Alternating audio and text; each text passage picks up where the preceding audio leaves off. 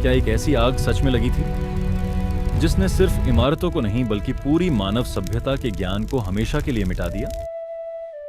1193 भारत की धरती पर खड़ा था नालंदा विश्वविद्यालय, एक ऐसा स्थान जहां दुनिया भर से विद्यार्थी ज्ञान लेने आते थे, जहां हजारों नहीं लाखों पांडुलिपियां थीं और जहां ज्ञान को पूजा जाता था। लेकिन फिर इतिहास ने करवट ली।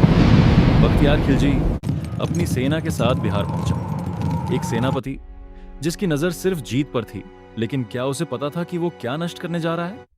कहा जाता है कि जब उसकी सेना नालंदा पहुंची तो उन्होंने इसे एक साधारण बौद्ध मठ समझा, या शायद कुछ और फिर आग लगा दी गई।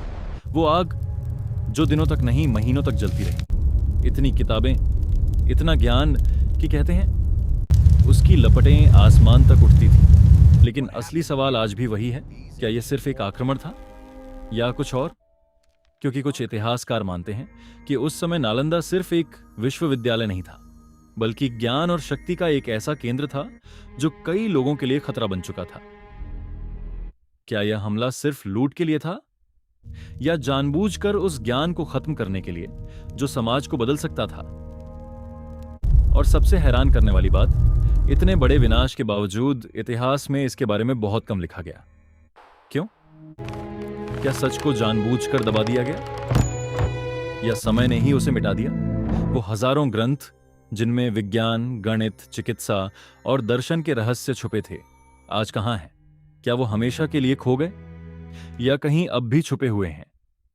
क्योंकि अगर वो ज्ञान आज हमारे पास होता तो शायद दुनिया कुछ और ही होती। नालंदा की जली हुई दीवारें आज भी खामोश खड़ी हैं, लेकिन उनके अंदर एक कहानी दबी है।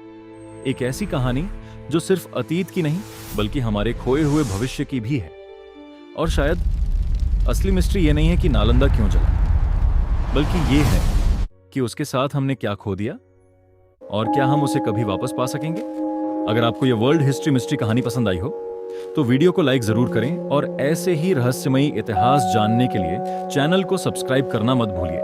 आप क्या सोचते हैं, नालंदा का सच क्या था? नीचे कमेंट करके अपनी राय जरूर बताएं।